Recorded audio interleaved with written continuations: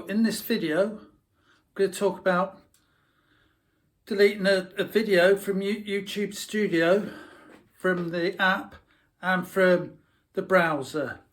I would advise you, when you go to do this, to make sure you have these on, because I went to delete a video once and I never had my glasses on. I deleted the wrong one, because once you delete a video, you can't go back. There's no backup. You lost it forever, and there is a warning message on YouTube.